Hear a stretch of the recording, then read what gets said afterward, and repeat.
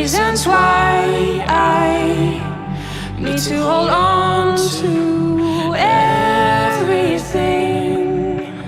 I don't know what to say now.